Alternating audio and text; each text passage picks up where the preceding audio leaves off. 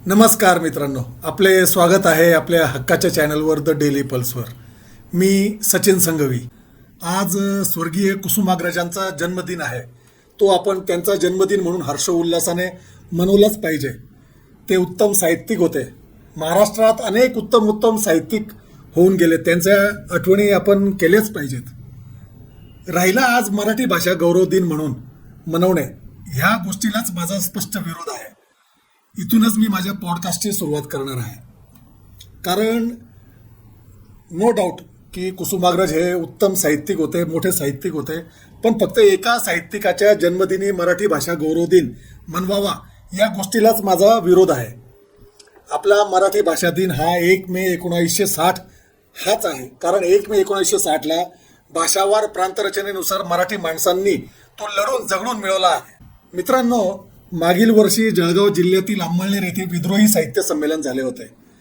विद्रोही साहित्य संमेलनमध्ये मूळतः छत्रपती शिवराय, महात्मा ज्योतिबा फुले, सावित्रीबाई फुले, फातिमा शेख, बाबासाहेब आंबेडकर, राजश्री शाहू महाराज, गाडगे बाबा, कर्मवीर भाऊराव पाटील अशा अनेक विद्रोही मराठी वीरांचा गुणगौरव केला जातो. पण तिथे ब्राह्मण्यवादी काव्यबाज साहित्यिक लोकांनी येऊन धुडगूस घातला होता. आत्ताच दिल्लीमध्ये अखिल भारतीय साहित्य संमेलन झालंय. तिथे काही प्रमाणात ताराताई भवाळकर यांनी गाजवला व पत्रकार श्री अशोक वानखेडे सर व संजय आवटे सर यांनी मूळ मराठी बाणा दाखवला. तेव्हा कुठेतरी आशेचा किरण दिसते की अजून मराठी बाणा जो विद्रोहाचा प्रतीक आहे तो जिवंत आहे. तर मी आज विषय घेणार आहे जो मराठी गौरव दिन म्हणून साजरा केला जातो त्या परिप्रेक्ष्यात आज मराठी माणसाची काय अवस्था आहे.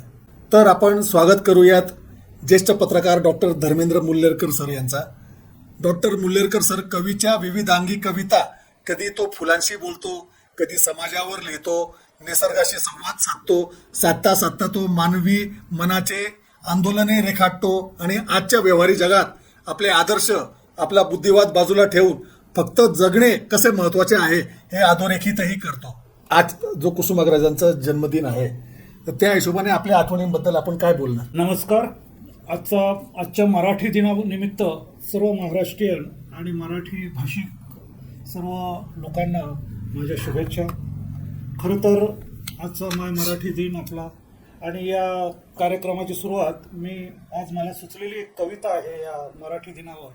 तर त्या मराठी भाषेबद्दल असलेली ही कविता मी आधी सादर करतो आणि मग आपण बोलूया. चालेल सर. मग मी काही आठवणी पण सांगेल कुसुमाग्रजांच्या. साऱ्या विषयांची जणू हिच्यात नशा आहे, साऱ्या विषयांची जणू हिच्यात नशा आहे, अमृताते पैजा जिंके ऐसी माझी भाषा आहे. दगड धोंड्यात वावरता रांगडी लहेजा आहे, दगड धोंड्यात वावरता रांगडी लहेजा आहे, दरबारात पण रुबाब हिचा पहा कसा खाशा आहे. साऱ्या विषयांची जणू हिच्यात नशा आहे, अमृताते पैजा जिंके ऐसी माझी भाषा आहे. बाल शिवाने गिरवले असती धुळीत हिचे धडे, बाल शिवाने गिरवले असती धुळीत हिचे धडे, दिल्लीचे तख्त राखते ऐसी ललाटी रेषा आहे. साऱ्या विषयांची जणू हिच्यात नशा आहे, अमृताते पैजा जिंके ऐसी माझी भाषा आहे. महाराष्ट्र मेला तर राष्ट्र मेले ऐसा तो बाणा आहे, राष्ट्रास दाखवी प्रसंगी ती नवी ही दिशा आहे. सारी विषयांची जणू तिच्यात नशा आहे, अमृताते पैजा जिंके ऐसी माझी भाषा आहे. रहावे मराठी, बोलावे मराठी, जगावे मराठी, रहावे मराठी, बोलावे मराठी, जगावे मराठी, ये मराठीचे नगरी आमचा तो वसा आहे. साऱ्या विषयांची जणू हिच्यात नशा आहे, अमृताते पैजा जिंके ऐसी माझी भाषा आहे. साऱ्या विषयांची जणू हिच्यात नशा आहे, अमृताते पैजा जिंके ऐसी माझी भाषा आहे. कुसुमाग्रजांच्या ज्या काही व्यक्तित्व होतं आणि त्यांच्या ज्या काही कविता होत्या त्यांनी संपूर्ण महाराष्ट्र एक काळ त्या कवितांवरती जगला असं म्हटलं तर हरकत नाही. पृथ्वीचे प्रेमगीत असेल किंवा क्रांतीचा जय जयकार 1942मध्ये जे काही क्रांतीवीर कलकत्त्याला ते खरे कम्युनिस्ट होते. म्हणजे कुसुमाग्रजांवर आपल्याला कोणताच शिक्का मारता येणार नाही. त्यांनी ही जी काही कविता लिहिली क्रांतीचा जय जयकार, हे कम्युनिस्ट जे काही कैदी होते त्यांना ब्रिटिश सरकारने कलकत्त्याला डांबून ठेवले होते आणि त्यांनी काहीतरी उपोषण केले होते. मला वाटतं 2-3 महिने ते उपोषण चालू होतं आणि त्यावेळेला कुसुमाग्रज जे होते ते प्रभात या पुण्याच्या वृत्तपत्रात कार्यरत होते, उपसंपादक वगैरे म्हणून काम करत होते. तर अशा वेळी त्यांना ती कविता सुचली आणि त्यांनी असं कुठेतरी म्हटलं की मी एका झटक्यात ती कविता लिहून काढलेली आहे. म्हणजे ते त्याचं त्या काळात तर काही हे बरोबर. नव्हतं, टीव्ही नव्हते किंवा मोबाईल नव्हते, परंतु त्याच्या काही बातम्या येत होत्या, त्याच्या आधारे त्यांनी ते आणि त्या क्रांतीच्या जयजयकारावरती बराच लोकांचा स्फुल्लिंग पेटलेलं आहे. म्हणजे असे कुसुमाग्रजांचं जे जीवन पाहिलं आणि आपण जे म्हटलं तर त्यांनी महाराष्ट्र जे काही चळवळ होती, संयुक्त महाराष्ट्र चळवळ, त्याच्यात पण त्यांनी सहभाग दर्शवला होता. त्यांचं जीवन बघितलं तर अनेक कल्चरल आणि सामाजिक जे काही चळवळी आहेत त्याच्यामध्ये त्यांचं खूप मोठं काम आहे. हा. बाहेरचं जर आजचं जग बघितलं किंवा आजचं जे वातावरण आहे एकूण, म्हणजे अनेक भाषांचा आक्रमण म्हणा, अतिक्रमण म्हणा, ते आहे.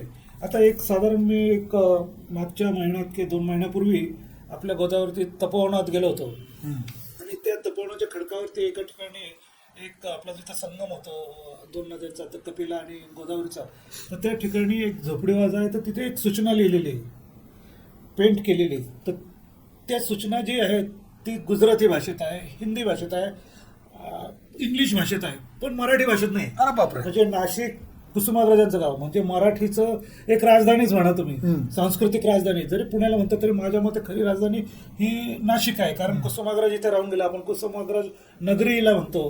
त्या नगरीमध्ये देखील मराठीची ही अवहेलना आहे. म्हणजे आजची जी परिस्थिती आहे, मराठी शाळा कमी होत आहेत, मराठी वृत्तपत्र कमी होत आहेत, पुस्तकं तर कोणी विकत घेतच नाही, मराठी वृत्तपत्र देखील विकत घेत नाही आणि मराठी बोलणं हे सुद्धा आपण कमीपणाचं मानायला लागलेलं आहे.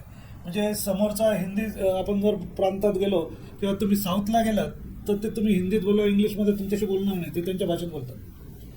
किंवा मी आता जर्मनीचा एक कार्यक्रम बघत होतो, तिथले लोक सगळे जर्मनीतच बोलतात. तुम्ही इंग्लिशमध्ये विचारले तर ते तुम्हाला उत्तरं देत नाही.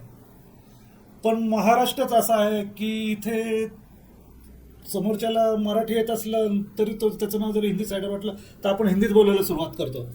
किंवा बऱ्याच ठिकाणी आपण उगाचच इंग्लिशचं स्तंभ माजवतो. तर मग अशा वेळी मराठी भाषेने कसं फुलावं? सगळीकडे ढग आच्छादून आलेले आहे, अतिक्रमण होत आहे. आता तुम्ही म्हणताय ते एकदम योग्य आहे सर, की मराठी भाषा ही व्यवहारात आली पाहिजे. पण मला एक सांगा की फक्त आज जग हे आंतरराष्ट्रीय खेडं झालंय असं समजून चला तुम्ही. एक म्हणजे सगळं जगच एकत्र आलेलं आहे.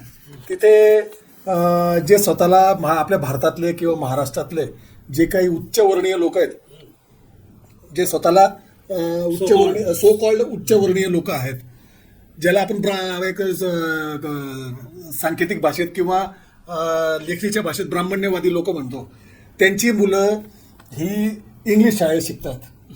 ते मल्टीनॅशनल कंपन्यांमध्ये मोठमोठ्या पॅकेजवर आहेत आणि त्यांचे जे सो कॉल्ड नेते आहेत, जे ब्राह्मण्यवादी नेते आहेत, ते आता मध्यंतरी RSSचे सरसंघचालक यांनी सांगितलं की मराठी भाषाच वापरली गेली पाहिजे, मराठी भाषेतच बोललं पाहिजे, मराठी शिक्षण घेतलं पाहिजे. सगळं बरोबर आहे. पण आज जर मला तर बघा, मी आहे ना बहुजनवादी आहे. बहुजनाने जर नुसती मराठीच भाषा शिकली मग ते एका प्रकारे ती एक स्पेस जी उच्चवर्णीय लोक आहे त्यांच्यासाठी स्पेस नाही सोडली जात का, की त्यांनी इंग्लिश शिकावं, त्यांनी मल्टीनॅशनल कंपन्यांमध्ये मोठमोठे पॅकेजेस घ्यावेत आणि बहुजनाने काय फक्त 10-20 हजाराच्या नोकरीवरच जगावे का? कारण त्यांनी पण कुठे जर ते इंग्लिश शिकले तर ते या तथाकथित जे उच्चवर्णीय त्यांच्या कॉम्पिटिशनमध्ये येतील. म्हणून तर ते हे असं लोकांना उलटं ज्ञान तर नाही देत आहे. मराठी बघा, मी मराठी माणूस, भले मी जैन असेल, माझ्या खानदानाला इथं येऊन 250-300 वर्ष झाले, तर मी माझी तर मराठीच माणूस. मला मराठी, मी अहिराणी माणूस, मला अहिराणी हीच माझी बोली भाषा. पण मला इंग्रजी येते, त्याच्यामुळे माझी कुठेतरी प्रगती होते, ज्याच्यामुळे तो एक म्हणजे इंग्लिश हा पण एक विषय मानला गेला पाहिजे ना. नाही, कारण रोजीरोटी मला त्याच्यातून मिळतंय. अनेक भाषा येणं हे चांगलं आहे, परंतु त्याच्यासाठी आपल्या मातृभाषेची बळी देणं हे सगळ्यात चूक आहे. कारण अनेक ठिकाणी सर्वे असं केला गेला की जर तुम्हाला मातृभाषेत जर शिक्षण दिलं तर तुम्हाला विषय नीट समजतात. मग तो कोणताही असेल, सायन्स असेल, कॉमर्स असेल किंवा आर्ट्सचा असेल, जर तुमची मातृभाषा चांगली असेल. आज काय झालेलं आहे की इंग्लिश मिडियमच्या नावाखाली त्याला मातृभाषा नीट येत नाही. त्याला तुम्ही जर पाढे विचारले तर त्याला अंकलिपीतले अंक सुद्धा सांगता येत नाही. त्याला तुम्ही 49 विचारले हा तर तो विचारतो की त्याला 49 विचारले तर तो इंग्लिश मध्ये विचारतो पुरते आणि त्याच्याशी तुम्ही इंग्लिश बोलायला गेला तर आपला ते- कॅमेरामन जो आहे तो इंग्लिश मध्ये शिकलेला आहे. परवाच्या दिवशी मी त्याला 87 का 88 असं काहीतरी बोललो त्याला, तर सर म्हणजे 87 म्हणजे 88 म्हणजे काय, त्याला मी सांगितलं 88. मग त्याला लक्षात आलं. आणि एक लक्षात घ्या की यांना इंग्लिश तरी फ्लुएंटली येतं का, तर नाही. परंतु जर तुम्ही काय अनेक आपले जे मराठी भाषेत शिकलेले जे आहे, आता तुम्ही नरेंद्र जाधवांचं उदाहरण हा. बघितलं असेल तर ते मराठी भाषेत शिकले. हो किंवा अनेक लोक जे ते किंवा मोठे मोठे जे अधिकारी जे हो. तुम्ही बघितले ना एमपीएससी युपीएससीतले, आपल्याला अभिमान असला पाहिजे नरेंद्र जाधवांबद्दल, इतके मोठे अर्थतज्ञ. पण त्यांचं इंग्लिश बघा हो. आणि जो इंग्लिश मिडियम मधला शिकलेला असेल, तर अनेकदा असं होतं की हा एक न्यूनगंड किंवा काय आहे. खरं जर म्हटलं तर तुमची कोणती जी मातृभाषा जर पक्की असेल तर तुम्ही इतर भाषा देखील चांगल्या पद्धतीने ती शिकू शकतात. आणि इंग्लिश शिकणं तसं काही फारसं अवघड नाही. परंतु मातृभाषेला दुय्यम ठेवणं त्याच्यासाठी हे केव्हाही चुकीचं आहे. या गोष्टीशी मी तर सहमत आहे. तुम्ही जर युरोपमध्ये गेलात तर एक जर इंग्लंड सोडलं, हो. फ्रान्समध्ये फ्रेंच शिवाय Yes, बोलत yes. नाही, हो. जर्मनमध्ये चायनामध्ये जे- स्पायनामध्ये नाही, स्पेनमध्ये स्पेनिश शिवाय बोललं जात नाही, पोर्तुगालमध्ये पोर्तुगीज बरोबर, भाषेत बरोबर, बोलली जाते. बरोबर. आणि ते लोकांना इतका अभिमान आहे म्हणजे. आणि इंग्लिश हे ते काही ठिकाणी तर बोलतच नाही. आणि चायना तुम्ही जसं म्हटलं तर हे फक्त भारतातच असं आहे की इंग्लिश ही सर्वश्रेष्ठ मानली गेली आणि बाकीच्या भाषा दुय्यम मानल्या. वास्तविक मातृभाषेचा नंबर 1 पाहिजे, नंतर मग तुम्ही इंग्लिश, हिंदी किंवा आणखीनही भाषा शिकला तर उत्तमच आहे. आता तुम्हाला एक मग मी सांगायचं विसरलो की आपल्याला कुसुमाग्रजांच्या आठवणी पण जागृत करायच्या होत्या. तर मला बऱ्याचदा कुसुमाग्रजांची, कारण नाशिककर असल्यामुळे त्यांच्याबरोबरचा सहवास काही वेळा लाभला होता. तर एकदा आम्ही असंच त्यांच्याकडे गेलो असताना तर मी पण त्यावेळेला विडंबन कविता करायचा एक ट्रेंड होता. तर मी कुसुमाग्रजांच्या प्रेम कुणावर करावं, आणि त्यावेळेला काय झालं होतं की आपल्याकडे मायकल जॅक्सन येऊन गेलं होतं. तर मी असं एक ते करून त्याच्यावरती तर ते विडंबन काव्य त्यांना म्हटलं, तात्यासाहेब आम्ही असं 8-10 लोक गेलो होतो, पत्रकारी क्षेत्रातलेच लोक होतो आम्ही. आणि मी त्यांना म्हटलं की बाकीचे सगळे त्यांच्या वरंड्यात तिकडे हे करत होते आणि मी आणि तात्या त्यांच्या वरंड्यात, जेव्हा ते जुन्या घरात राहत होते शिवाजी उद्यानाच्या मागे, तर त्यांना म्हटलं की मी अशी एक कविता केली तर म्हणून दाखव का. त्यांनी मी म्हटली ती, तर त्याने अनेकांनी केलेलं नाही. माझे मित्र तर नेहमीच करत असतात. आणि आम्ही जेव्हा ग्रुपमध्ये बसतो आणि त्यांनी खरंच तिला दाद दिली. आणि त्यांना मी आणखीन एक विचारलं होतं की त्याच्या एक 15-20 दिवस आधीच मच्छिंद्र कांबळींचं इथे एक नाटक आलेलं होतं आणि त्याच्यामध्ये नट सम्राट हे जे काही त्यांचं नाटक होतं त्याचं जवळपास विडंबनच होतं. पांडगो येलो रे येलो असं ते नाटक होतं माझ्या आठवणीप्रमाणे. आणि मी योगायोगाने आता पत्रकार असल्यामुळे पहिल्या रांगेतच जवळपास बसलो होतो आणि एक 5-6 रांगे हे सोडून तात्यासाहेबांनी त्यांच्या मित्रमंडळी बसली होती. आणि त्याच्यामध्ये नट सम्राटवरतीच बऱ्याचदा उडवल्यासारखं त्याच्यामध्ये प्रहसन होतं. त्याबद्दल मी त्यांना विचारलं, म्हटलं तात्यासाहेब त्या दिवशी मी बघितलं तुम्ही मस्त दाद देत होतात, हसत होतात, हे करत होतात, तर हे कसं तुमच्या याच्यावरती. तर तात्यासाहेबांना की विडंबन हा एक साहित्याचा फार मोठा भाग आहे. म्हणजे आपल्या कवितांवर किंवा आपल्या याच्यावरती देखील दाद देता आले पाहिजे. आणि मराठीमध्ये ही पॉवर आहे. अनेक व्यंगचित्रकार असतील किंवा आचार्य अत्रे हे मोठे विडंबनकार, झेंडूंची फुलांसारखी कविता फक्त मराठीतच होऊ शकली इतकी जबरदस्त. त्यांनी सर्वच केशवसुतांपासून सगळ्याच तत्कालीन कवींच्या गाजलेल्या कवितांवर विडंबन केलेलं होतं. तर त्यांनी आपल्या साहित्य संमेलनाच्या अध्यक्ष पदावरून त्यांनी मराठीची जी दयनीय स्थिती आहे त्याबद्दल सरकारला देखील खडसवलं होतं की माझी मराठी जी खरं पाहिलं तर आज पैठणीत किंवा असं एक राजेशाही वैभवात असली पाहिजे, पण आज तिची काय अवस्था आहे, ते एक जीर्ण वस्त्र घेऊन कटोरा घेऊन ती मंत्रालयात किंवा सरकार दरबारी अशी उभी आहे. तर अशी ही अवस्था तिची का झाली. तर मराठीला, कारण बघितलं असेल तुम्ही की कोणतेही GR निघताना किंवा कोणतेही कायदे करताना पहिल्यांदा इंग्लिशमध्ये केले जातात आणि मग त्याचं मराठीकरण केलं जातं. आणि आणखीन खाली एक टिप पण असते की जर तुम्हाला अर्थ लागला नाही किंवा काही जर तुमच्या मनामध्ये असेल तर तुम्ही मूळ इंग्लिश बघावं. तर महाराष्ट्रात ही परिस्थिती आहे. तर मग आपण बाकीच्यांकडून काय अपेक्षा करणार. आता कुसुमाग्रज किंवा पु ल देशपांडे ज्या पद्धतीने किंवा असे अनेक साहित्यिक आहेत की जे त्यावेळेस अभिव्यक्ती स्वातंत्र्य वापरून आपल्या कविता आपले लेखणी चालवत होते. काय तो काळ होता नेहरूवियनचा. म्हणजे ज्या नेहरूंनी जे आपल्या भारतात अभिव्यक्ती स्वातंत्र्य जे काही पेरलं तो काळ होता. त्यावेळेस सरकारची म्हणजे स्वतः नेहरू समोर बसलेले असताना सुद्धा तुम्ही नेहरूंची म्हणजे त्यांच्या विरोधात बोलू शकत होते, त्यांच्या सगळं काही करू शकत होते. नेहरूंचं जर कोणी त्यांच्या विरोधात दिलं नाही तर नेहरू एक नाव बदलून स्वतःच्याच बाबतीत ते पेपरमध्ये लेख लिहित होते की नेहरूवर जर तुम्ही जास्त विश्वास ठेवला तर तो एक दिवशी हुकुमशाह होऊन जाईल. अशा पद्धतीने ते स्वतः क्रिटिसाइज करत होते.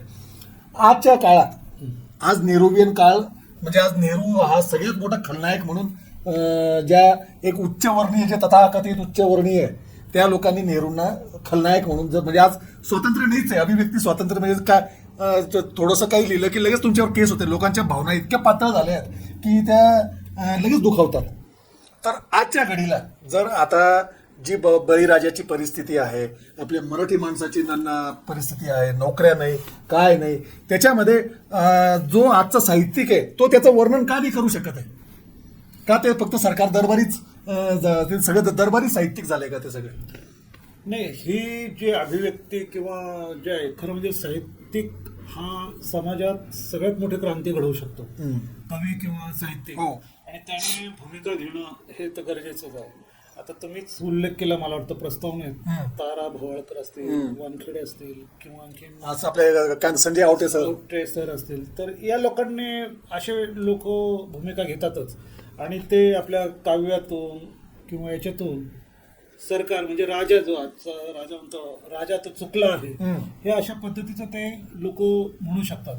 परंतु काही लोकांना मात्र जे असतं तर त्यांना आपले पुरस्कार, आपले नाव किंवा तुम्ही म्हणतात तशा पद्धतीने किंवा नको त्या भानगडीत मी कशाला पडावं, तर अशी ही लोक काही असू शकतात. परंतु अभिव्यक्ती साहित्यिकाने आपली भूमिका ही बजावलीच पाहिजे. आणि जर तो बजावत नसेल तर तो खरा साहित्यिकच नाही. कारण आज म्हणजे माझं तरी म्हणणं की आज उत्क्रांतीचा काळ आहे. आता तुम्ही बघितलं असेल छावा हा चित्रपट तुम्ही बघितला असेल तर समोर औरंगजेब बसलेला आहे, इकडे त्याचा स्वतःचाही छळ चाललाय आणि राजाचाही छळ चाललेला आहे संभाजीराजांचा. तरी देखील तो कवी कलश औरंगजेबाला म्हणतो की तो तलवार आहे तेरी सारी तयारी आहे लेकिन तुझपे मेरा राजा भारी आहे. म्हणजे तो तिथे सुद्धा डगमगत नाही की मृत्यू समोर आहे. म्हणजे साहित्यिक हा किती उच्च दर्जापर्यंत पोहोचू शकतो की अत्युच्च बलिदान देण्याची जरी वेळ आली. आणि असं म्हणतात की जर कवी म्हण असेल, कोणीतरी मधल्या चर्चेत पण म्हटलं की संभाजी महाराजांनी असं सर्वोच्च बलिदान का देऊ शकले असेल तर ते स्वतः कवी होते. तर कवी म्हणण्याचा असलेला माणूसच एवढा दृढ किंवा तो हटत नाही इकडे तिकडे.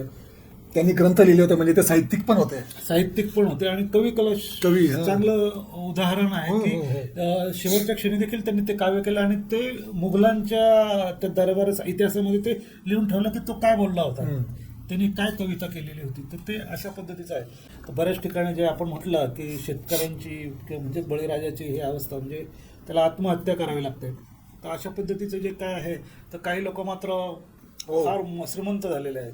अशी जी काही खूप मोठी दरी आपल्या समाजात पसरली आहे ते यावरती खरं म्हटलं तर साहित्यिकांनी भूमिका घेणं गरजेचं आहे. आणि ते जोपर्यंत भूमिका घेत नाही तोपर्यंत भाषा ही फक्त एक मरगळलेली भाषा राहील. आचार्य अत्र्यांचा मराठा आणि केसरी जेव्हा आपले महाराष्ट्र जेव्हा संयुक्त महाराष्ट्राची चळवळ होते त्याच्यामध्ये तर त्यांच्या वृत्तपत्रांनी त्यांची जी काही लेखणी होती ती अशा पद्धतीने तळपत होती. अमर शेख असेल, त्यांचे पोवाडे असतील, अण्णाभाऊ साठे असतील, तर या अशा अनेक आपल्या मराठी माणसांनी हे जागवलेलं आहे.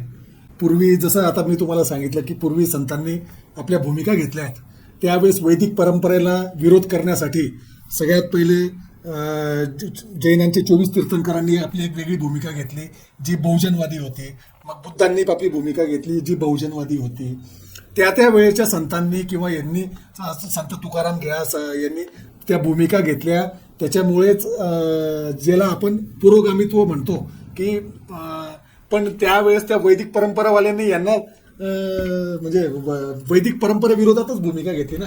आज तीच परंपरा परत आपल्या महाराष्ट्रात आपल्या देशात पूर्ण आपल्या बहुजन समाजाला परत मध्ययुगात घेऊन जाऊन तिथे त्यांना परत हे करणं हे माझ्या मते तरी सध्या जे घडतंय ते एकदमच चुकीचं घडतंय.